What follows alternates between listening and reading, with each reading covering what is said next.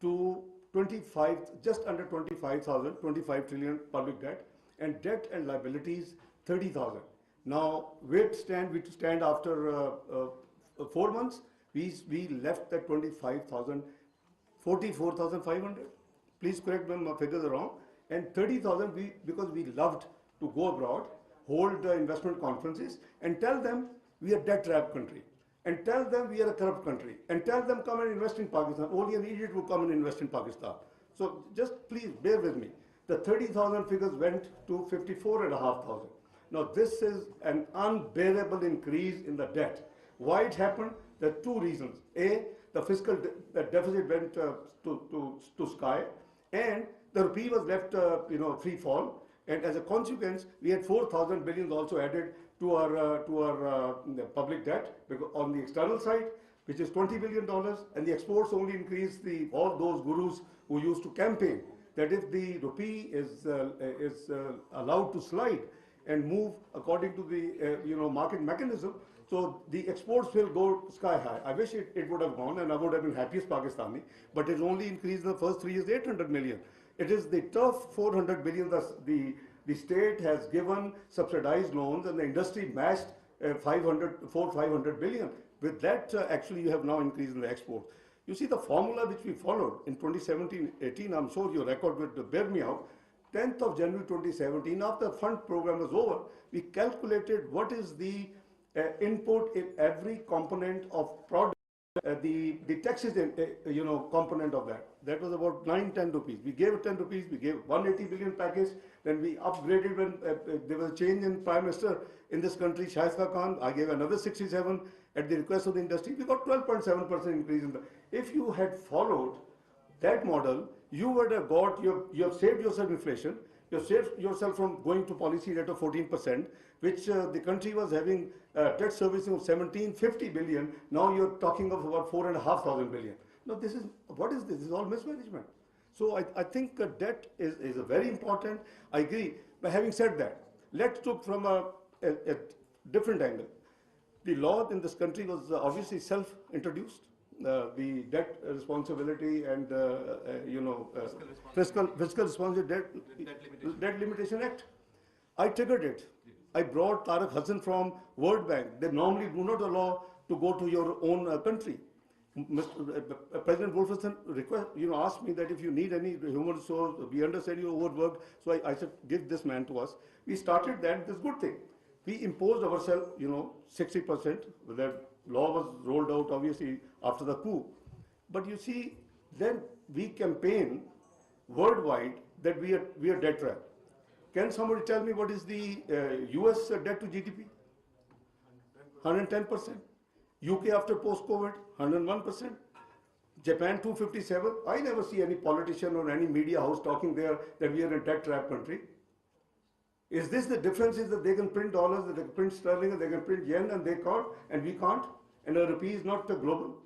See, let's please, for heaven's sake, the politics must be detached from this economy.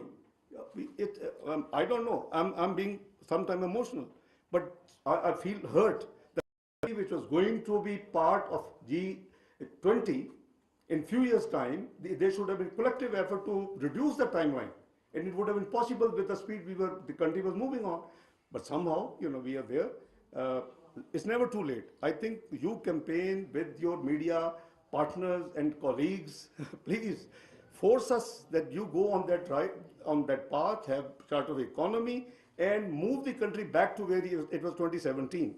Right. I think this is very important, and we recognize that you have been, I think, championing this cause of Charter of Economy for many years.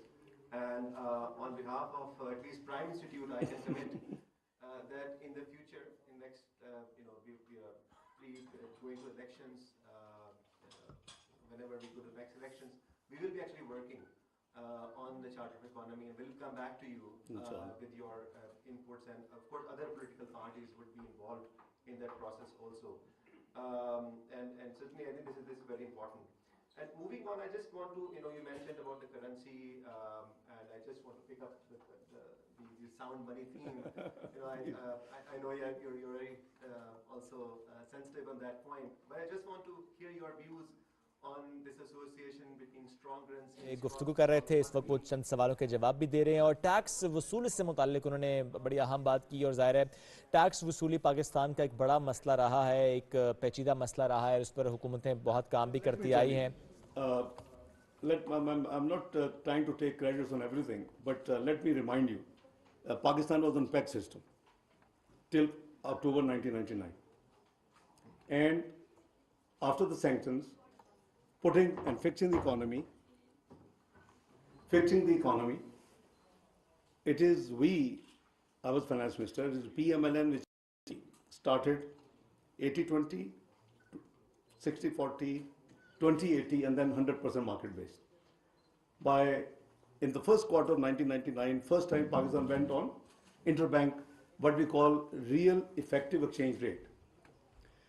My problem is that in any system, it's not only Pakistan, there are certain speculators, gamblers, hundiwalas, who take the country's currency as a hostage. If the state does not come in play, I think then what will happen is what has happened now. See the recent, did Bank of England not intervene? Did Bangladesh not intervene?